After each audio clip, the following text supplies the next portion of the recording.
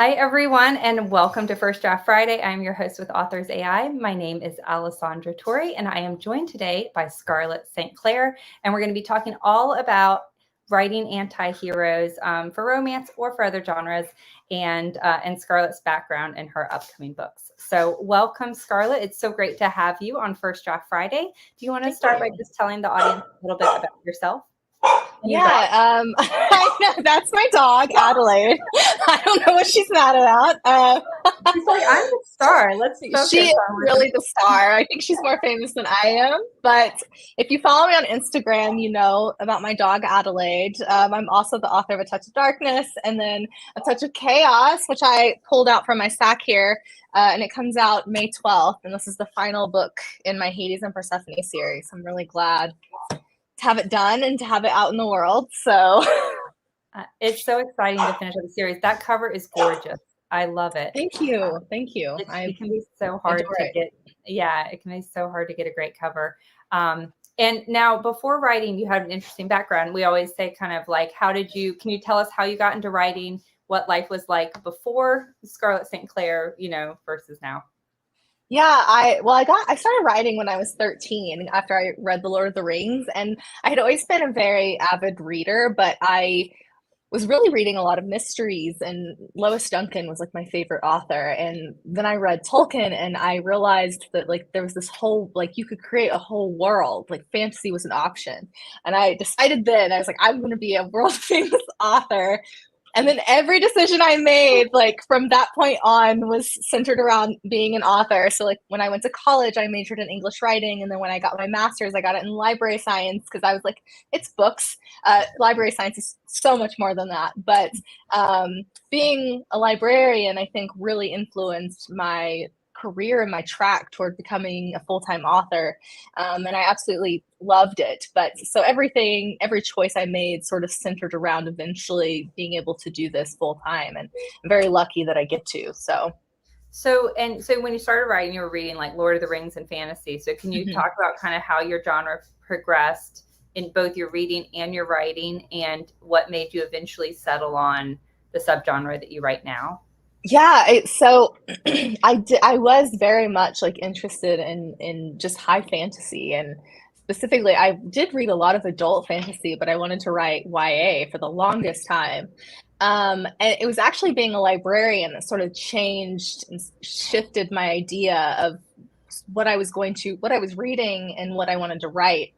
I don't know what like spurred me to do this, but my coworker was the teen librarian, but I knew she loved romance too. So I said, what is a romance book you would recommend to someone who's never read romance before? And she said, The Madness of Lord Anne Mackenzie by Jennifer Ashley. And I read it and I loved it. And I was like, and then I just like was consuming a ton of romance, and I love Regency and Highlander romance.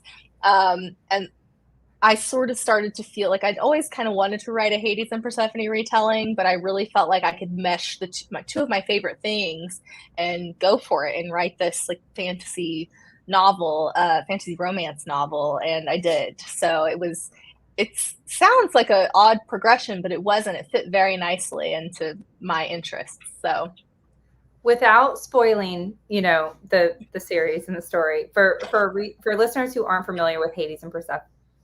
I know it's hard. Persephone. Yeah, I don't think I said that aloud. Persephone. Can you talk about just a elevator of pitch of their story, and then versus like your version of that, and how? Yeah, I think in myth, I feel like obviously it's a tale. Like the myth is based on actually a Homeric hymn. They think it's Homer who wrote it, but they're not 100% sure, obviously. But titled Demeter, and it's technically a myth about Demeter and how she lost her daughter. It's not about Hades and Persephone at all, which I think is very interesting. But essentially what happens is Hades asks for Persephone as a wife, and Zeus gives the okay. And so Hades is able to abduct her and take her to the underworld. And the story is about Demeter trying to find her daughter, and all of these men telling her, it's fine, she's with Hades, he'll make a good husband. And she's a young girl, right? Yeah, of course. And I was like, that's terrible. Every Yes, yeah, it's wild. Even Helios tells her this as well. Like, you should be fine. Will make her a good husband.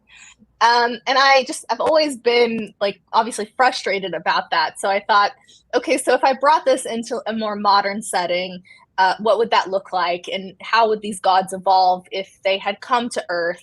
What would their role sort of be? And instead of having Persephone abducted, I felt like it would be, she could go into a bargain of some kind and it wouldn't be so against her will, for example. So yeah, definitely trying to turn the tides and put the power into her hands instead of having it all taken away from her. But yeah, Greek mythology is very much like that. Even the goddesses who are all powerful, right, are always put in these situations where their power is taken away from them. And I just think that's very interesting, and I like to look at how can I modify that? How can I change that myth into something that empowers women instead of takes the power away? I love that. And now Adrian is your Hades. Is that correct?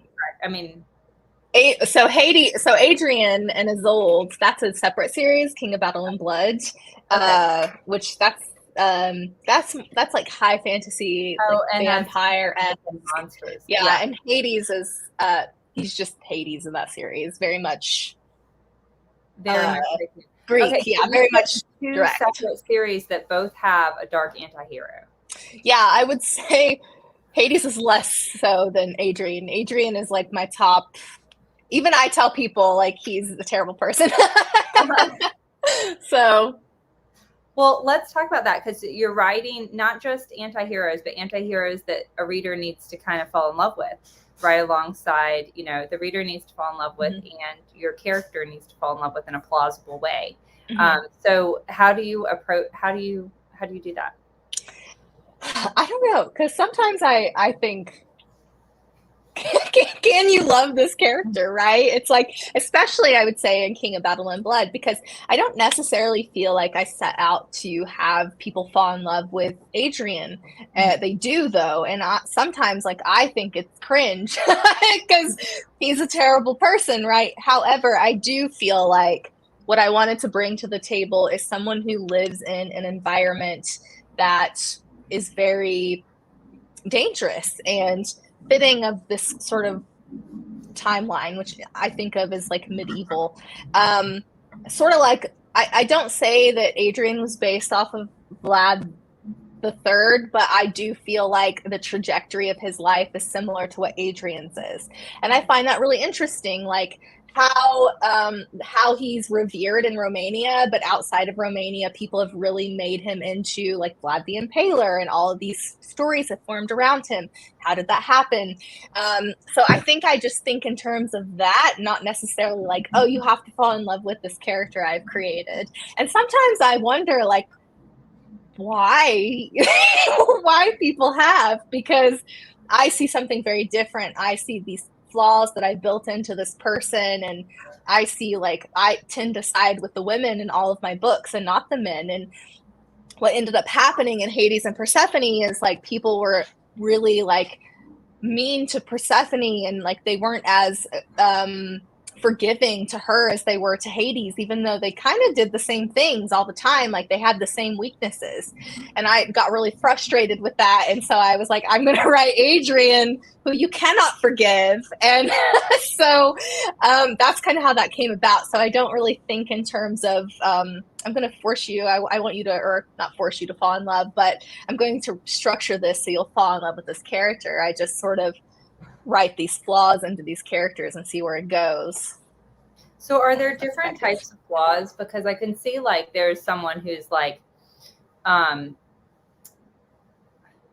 jerk in their everyday interactions with people versus someone who might be a gentleman who does bad things. Like, you know what I mean? Like because of their work situation, or you know what I mean? Like their own like impossible situations that they're put in. So are there certain like flaws that you think are unforgivable in an anti-hero versus do you kind of choose what their flaws are, or is it all bad? I think for Adrian, it's if we look at Adrian, for example, I think there's a lot of things that he does that are for me unforgivable, except that with when you think in terms of the world, I don't think that the decisions he makes are outside of protecting himself and his empire. So, Okay. for example, if he has a group of people who are going to rebel against him, and he decides to destroy the entire village that rebelled, even it's like to protect, he feels, himself and his what he's built, right? But that, depending on what side you're on, that's not a good thing, right? That's actually like a terrible thing. But if we also take in terms of like when, for example, when Vlad III was conquering, and protecting his territory, and how he got his reputation, was that outside of the norm for what was happening in that era? And the answer is no, right? So I've always been interested, even from the time I was young. I wrote these stories about, what side is right, and it depends on which side you're on, and is there a middle ground here? And I'm very interested in that dynamic. But I think it kind of goes deeper than, someone just being a jerk in their day-to-day life. Yeah. Hades, his flaws definitely come from basically war. When I was writing his perspective, that was very hard initially, and I was like, I can't quite grasp who he is as a person. And then I remembered that when he was born, he was immediately consumed by his father, and then when he was rescued, he was an adult and went into a 10-year war. And I thought that would really mess you up. Like, that would really make you bitter. That would really make you feel like, is living worth it, worth the Yeah. sacrifice? And everything sort of spun out from there. Every decision he made, all his personality traits. I don't know that that necessarily makes you a bad person, but I do think it gives you flaws, right? It definitely gives you flaws and some communication issues for sure. I'm sure there's a lot of communication issues. We have several comments from Facebook and YouTube. Steve says, unforgivable flaw, being boring. And it certainly doesn't sound like any of these characters are boring. That is an unforgivable flaw. Someone from Facebook said, how do you approach the blending of mythical elements with modern settings in your stories? I just sort of, part of it was just looking to see what's still relevant today, because I feel like a lot of myths are still relevant today. I always give the example of when I was reading about Apollo being this sort of golden god, like he was beloved, but then his antics were, for example, like chasing nymphs until he chased Daphne until she begged to be turned into a tree. And they have this list of things where, the wrongs they've committed, especially against women. And I thought this sounds a lot like, what we were going through with the Me Too movement, and like Harvey Weinstein was a comparison at the time. And I thought, that's still relevant today. So I folded that into a touch of ruin as a big theme. So I just feel like, obviously myths are created to explain the world around us. That hasn't changed now. We can just reinterpret them to try and kind of understand our world too. So that's sort of an example of how I adapt for sort of a more modern setting. But your characters are paranormal in terms of like, this is Hades? Yeah, so in the world, the concept is that I always wondered, so there are two questions that I sort of put forth when I started writing A Touch of Darkness. And one is, what would the world have looked like if the gods came to Earth and made themselves known? So they aren't these entities that we don't ever see. They're in our world. They are sort of like royalty, right? They're kind of like the royal family. The second is, I've always been interested in, there's my dog again. Thank you, Addie. I've always been interested in what would happen if it wasn't the Bible that was our main, like, sort of the chosen epic poem, but like the Iliad or the Odyssey or whatever, and how that would change society. And those are kind of the concepts I folded in to build the world of of New Greece. So all of the gods exist there, the pantheon exists there, and the world around them is sort of this very cult-like following, which of course they had cults in ancient Greece. It's just a different version of that, right? That's perfect.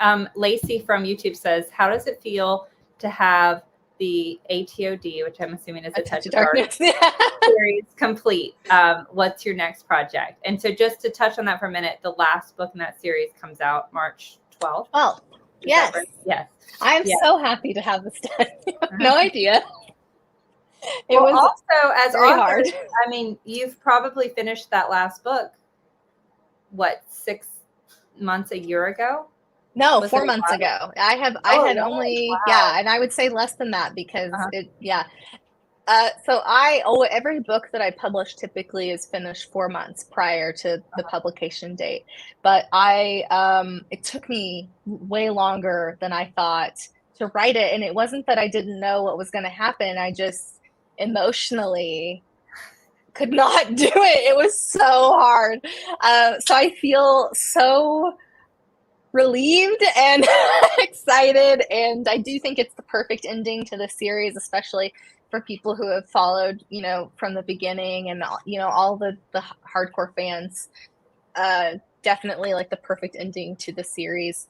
My next projects, I have a fun grim fairy tale retelling series that I just started not too long ago that I really adore, and then I'll work on the third book with the King of Battle and Blood series. So that will be Kingdom of Spirit and Shadow is my next big book. Is that because Magdalene also from YouTube said, when will we get the third book of Adrian? Yeah. And how many books do you think will be in that series? So I'm hoping, I had hoped for early 2025 on Kingdom of Spirit and Shadow, which is the third book in that series. And then I do need to write it to figure out how many more books, but I'm thinking 5. That's my gut instinct on how many books will be in that series. But I mean, it's kind of like when I wrote A Touch of Malice, when I started it, I knew I had to finish up the series and in a 7th book technically. That's how I feel about. I'm very much an intuitive writer. I do outline, but I also go with my gut on a lot of things, and so yeah, hopefully you don't have to wait too long. And Marissa said, what resonated with you the most while writing this series? What was your favorite moment? So I'm assuming she's asking about A Touch of Darkness. A Touch of Darkness or A Touch of Chaos, do you think? Just the whole series. Gosh, I don't know. It feels like even though I just finished it, it feels like so long ago already. I think when I got to the end, I think what I thought was so nice, what I think I love most about finishing a series or just writing in general is you can look back and see how far all the characters have come. And in some ways, it was almost like not even being able to recognize these two by the end because they were so different by this point. And I loved that growth. And there was a point too where I had put so much of myself into Persephone, and I knew when we had both grown to a point where we could go our separate ways. And I thought that was a beautiful moment because I was saying like goodbye to her, and it was just really nice. It was very full circle for me. And Kimberly says, "Oh, I'm so happy this series is going to 5 books." Some people are like, "No, 5 books." No, I think readers love long. I hope so. Kimberly also said, "Can you share anything about apples dipped in gold?" Oh yes, that is my. So that's the grim fairy tale retelling. I love those. They're so fun and so love silly. That title, apples dipped in gold. Yeah, the interesting thing about gold apples, right, is that they're in all sorts of myths, in all sorts of grim fairy tales, and they do play heavily into this little novella. But I'm like, what should I share about it? funny, it's silly, it follows lore. You guys met him in Mountains Made of Glass, which is the first retelling. And what I love about him is that he tries to be this like strong warrior of all his brothers, but he's actually just been pining over Samara, the love interest, like for 7 years. And they finally meet in this book, and it's a mess, but the best kind. MG says, how long does it take you typically to write a book? I would say now I can probably write a book in 4 months, but when I say write a book, that's like actually words on page. I spend a lot of time reading and researching and getting comfortable with the feeling of the world before I even start, and that can take a while. And I don't feel comfortable writing until I feel good about all the research that I've done. Doesn't mean I don't also research as I go, but just to capture the feeling of the world can take me like a good 3 to 4 months too. So I like to have some run time before I start putting words on the page. So let's talk about that research. So is it research into like the past myths that you're basing these stories on, or is it research into kind of discovering who your characters are and, you know? Sometimes I can give an example. So for A Touch of Darkness, for example, I didn't have to do a lot of research on those myths because I knew them from college. I had done, I have a degree in English writing, so a lot of what we read were Greek epics, right? Later, though, because all the books incorporate various elements, like different myths, it's not just Hades and Persephone. For example, in A Touch of Chaos, I did read extensively about the Battle of Troy because I knew I was going to approach the concept of a second Titanomachy. Well, there's not a lot of information on the first Titanomachy, very, very limited. They're very bits and pieces exist, right? So I couldn't get a full idea of what that actually looked like. So I thought, okay, I can base some of it off of Troy. So I read a lot about Troy. And one of the things I wanted to find more information on were the funeral games, because I have funeral games in this book as a play on the funeral games that took place for Patroclus. But it was so surface level, right? And I wanted more details because I wanted to be able to sort of stack them. So one of the little elements that I thought was interesting is they start with chariot races in the funeral games. Well, I'd had a chariot race in Malice, and I was like, I can't have another chariot race. So I had the gods enter on chariots as a nod to that piece. So that's sort of how I do when I research, that's how I adapt it. Sometimes it's like it's not mythological research. It's like for KBB, for example, it's a lot of research into different monsters, the lore behind monsters, like why this thing exists, what's the fear around the thing that exists. Magic, lots of research into witchcraft. For example, that book is heavily based on witch hunts. So I did a lot of, I was very interested specifically in the witch hunts that took place in Ireland and how that sort of gave the monarchy power. So that sort of, it can be anything really. So. Steve said, so just returning to our topic of creating dark anti-heroes, is it all about choosing their flaws and building on that? I don't choose flaws. I don't feel like I actively choose flaws. I feel like I assess what is happening in their world presently, and then I look at how they got there.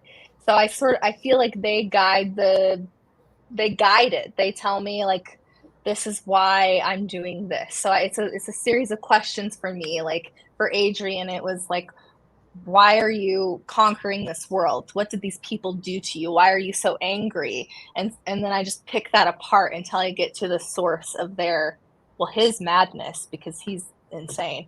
And for Hades, again, the concept was, I can't figure out like how you became this way. So what would make you make these decisions? What would make you build walls around yourself? What would make you afraid of the world? Because that's essentially Hades is afraid of the world, and that's why he is the way he is. And the answer was like Titanomachy, and like, okay, so what happens to people who exist in this very dangerous, very threatening place for so long? And those, I just ask myself questions until I get to the answer, and that when gives me you flaws. like said with him, it helped to know kind of his story and what he was born into. But when do you reveal those things, like whatever that pressure cooker is that created this person and their, the way that they are, like, when do you reveal that to the reader? Do you do it over time and over the course of the series in the book? Or is it like, do you normally have like a chapter that covers that's early in? I think it's sort of a slow reveal over time. I feel like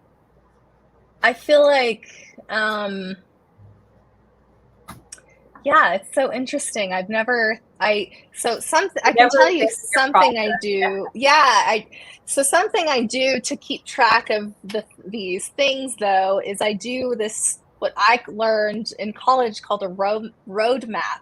And it's a summary of each chapter. And I will highlight, like, oh, we talked about this here. And if my color coding system if I don't have the color like within a certain amount of chapters, I know the reader will forget about the thing that I planted, the seed I planted. So I know it has to come up until we're ready for the reveal. I think it just depends plot wise. Like, does it further the plot here to reveal it, or does it further the relationship? When you do romantasy, you have dual plots, right? You have a romantic plot, you have the action plot. So which of those plots am I furthering by like revealing that information? So I just sort of go based on, is this the right time to like provide that momentum or revelation? And do you do that roadmap, like when you finish a chapter, you write the roadmap paragraph for that, or you plot out your whole story to begin with? No, I don't plot out my whole story because if I did, I wouldn't write the book. I'm the same way, yeah. Yeah, no, I get to a point where I'm like, okay, I've gone as far, I've written as much as I can, and then I go and make the roadmap so I can see what I've done, and that can actually push me forward into the rest of the book. So those are just tools I've learned for myself over time to get out of the writer's block, because I get lost in my words. We have a great question from FS, and she said, how do you approach creating depth and complexity in male characters like Hades and Adrian, ensuring they are more than just archetypal figures within their respective stories? Which one is it? I don't know. I think I butchered it either way. I think it's very interesting because in our avenue of writing, you can have a tendency to feel like all of your like dark male like main characters are the same, and I sort of worried about that with Adrian and Hades. I was like, at the beginning, it almost, but I think it's because they were very what is the word I'm looking for? Protective, but also like annoyingly protective to me.